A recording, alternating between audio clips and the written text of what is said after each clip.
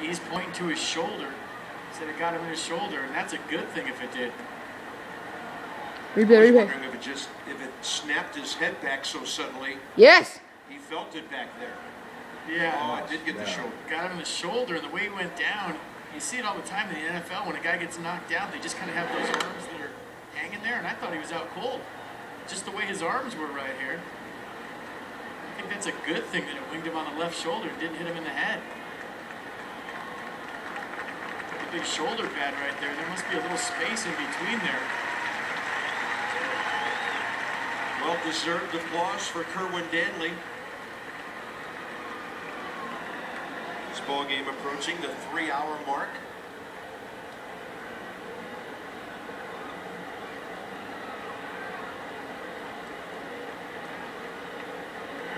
Inkiel, swing and a miss.